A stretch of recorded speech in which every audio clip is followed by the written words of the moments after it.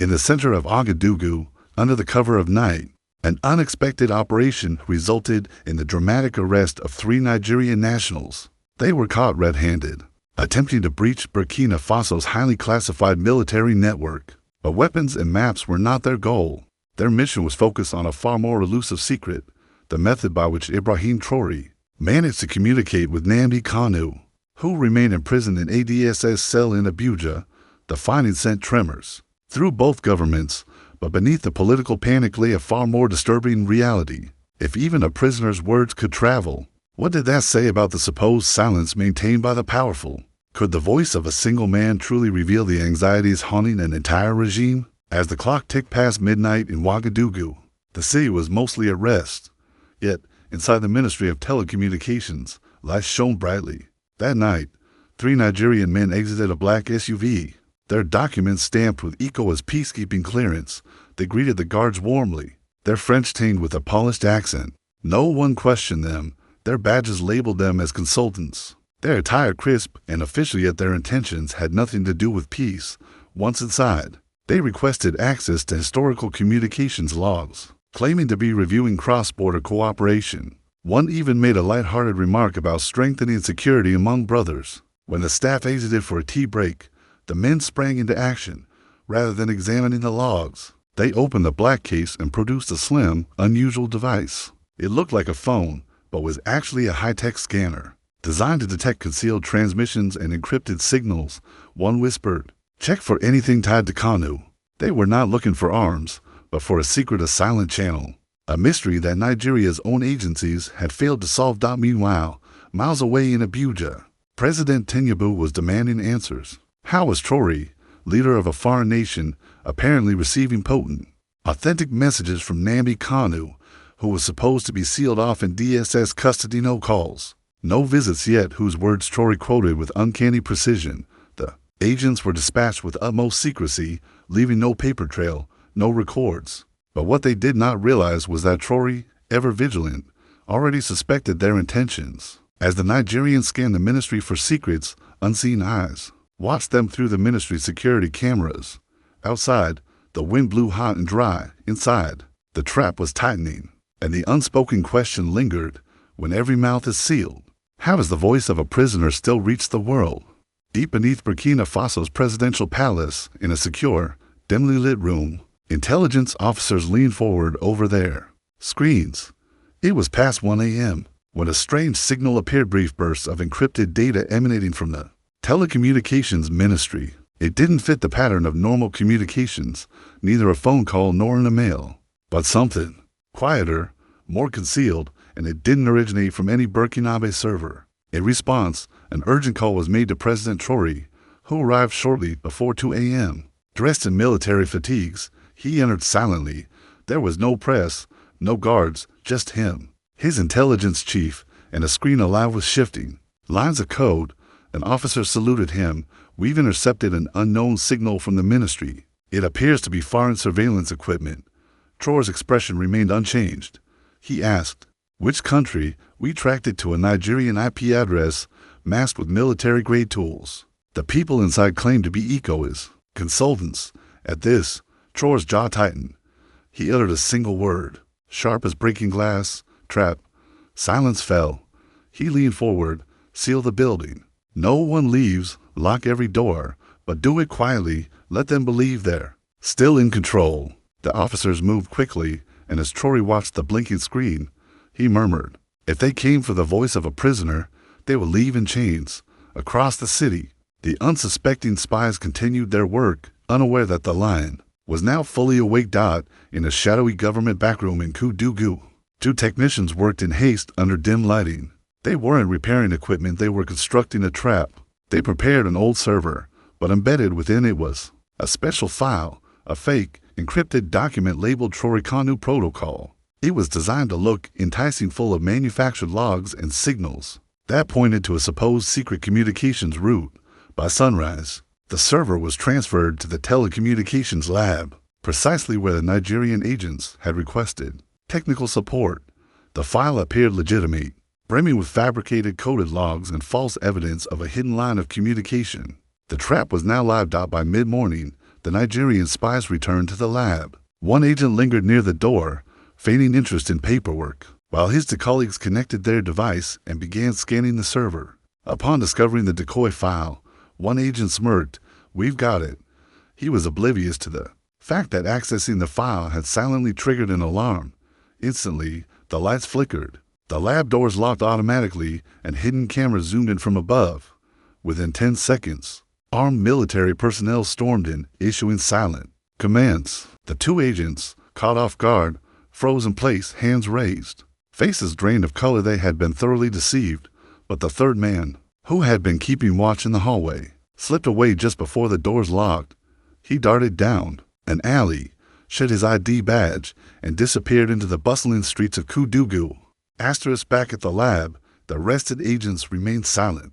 Their devices were seized, their ECOWAS IDs exposed as forgeries, their mission orders deeply hidden within encrypted drives. President Traoré received the update in Ouagadougou with a single nod. He said, "To down, one still at large." Somewhere in the city, the final spy was already plotting his next move. Inside a small, windowless room on a military base outside Ouagadougou, the two captured men sat with their hands cuffed to the table. A solitary light flickered overhead. Sweat streamed down their faces, but they maintained their silence. Eventually, one spoke, insisting, "We're only consultants. We don't know anything." Across the hallway, behind a one-way mirror, President Traoré watched. His arms were crossed, his face unreadable. An intelligence officer beside him tapped on a tablet, displaying evidence, fake ECOWAS badges, encrypted phones, GPS maps marked with military sites, and a tiny, advanced signal sniffer chip clearly not manufactured locally. Inside the interrogation room, the second man raised his voice. "You're making a mistake. We came for regional security talks. We have nothing to do with Kanu or your president." But Traoré had heard enough. He turned to the screen, now displaying footage of the lab in Kudugu, one of the men pulling up the decoy file, grinning as he thought he'd found the evidence. Traoré knew they were not consultants but hunters, and they'd taken the bait.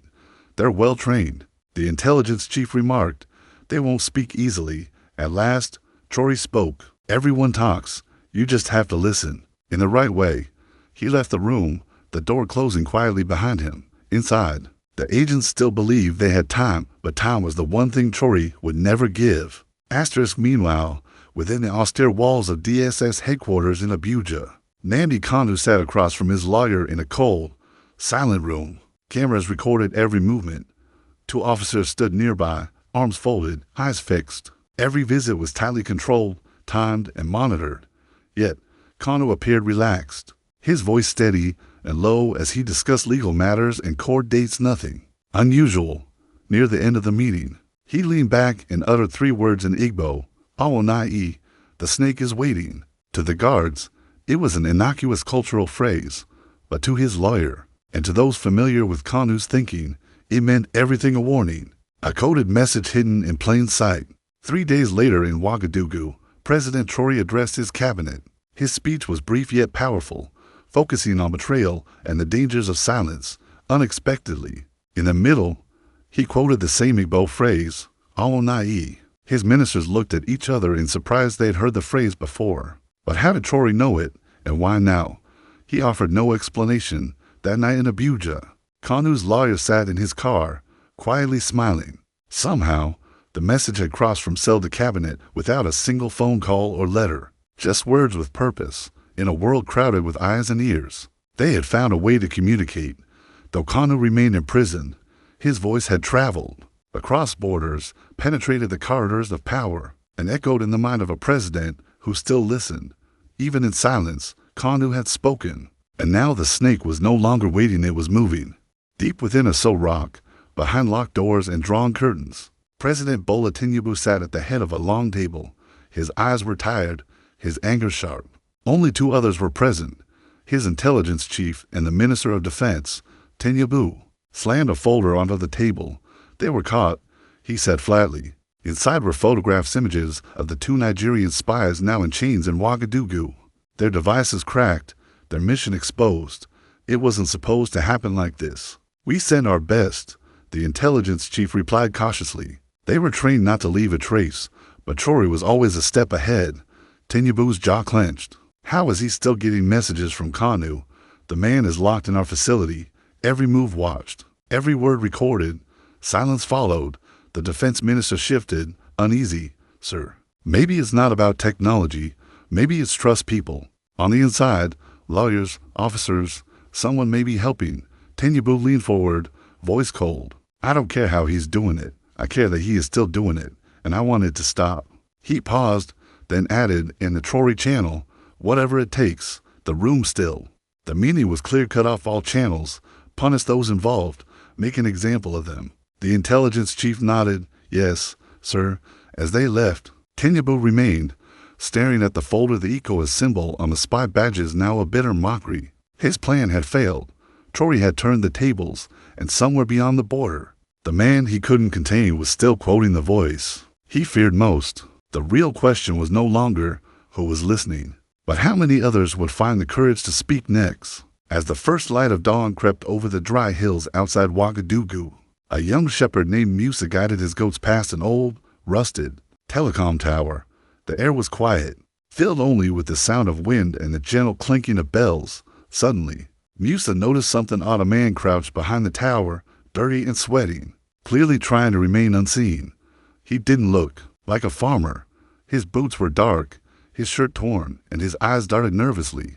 As though expecting a chase, Musa froze. He remembered the stories from his village the night before. 2 Nigerian spies had been captured, but a third was still at large. Without saying a word, Musa slowly backed away, herding his goats as if nothing was amiss. Once he reached the main road, he pulled out a small radio his uncle had given him and called the local militia. Come quickly, he whispered. I think I found the one you're looking for. 20 minutes later, 2 militia trucks arrived, surrounding the tower. The man tried to flee, but exhaustion and hunger slowed him. When they searched his bag, they found a small laptop, a satellite phone, and a paper map with a red circle around the Ministry of Telecommunications. No questions were needed. This was the missing third spy in the city. The news reached President Traoré's command center. He smiled slightly. Good. Now the silence will end.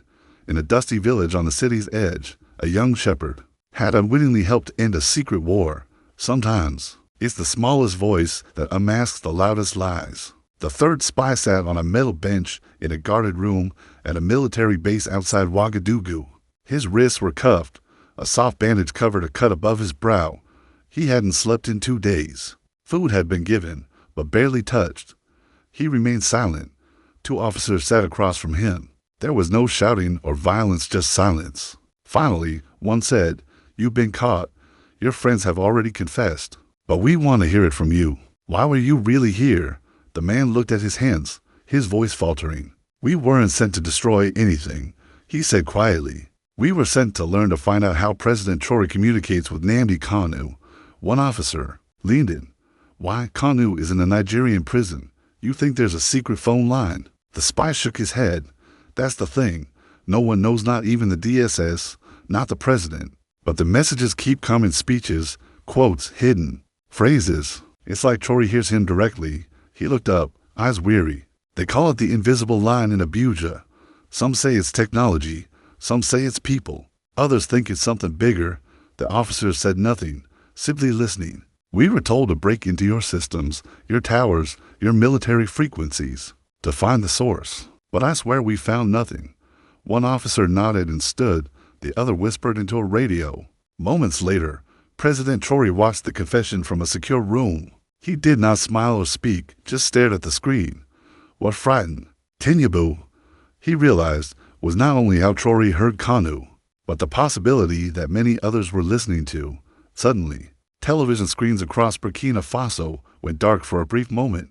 Then, without warning, President Traoré appeared. He stood alone, dressed in brown fatigues, a map of Africa behind him. There was no music, no ceremony, just a quiet strength to his words. He never mentioned Nigeria, nor the captured spies, but each sentence seemed aimed directly at President Tinubu. When a man fears the truth more than he fears war, Traoré said, he has already lost the battle. Homes, shops, and schools fell silent, listening. Power built on silence will collapse when the people remember how to speak. He continued, no matter how many prisons you build, No matter how many voices you try to bury, one will always rise, and sometimes one is enough. His eyes didn't blink. His voice was steady. We do not fear truth here. We walk with it. We listen for it even if it speaks from behind bars, across borders, or in a mere whisper. In Abuja, the broadcast was being watched inside a So Rock. Tinubu sat rigid, his ministers uneasy. Traoré raised his hand, palm open, to leaders who fear the voice of one man. I say this, perhaps you fear him not because he lies, but because he says what you never dared admit. The screen faded to black.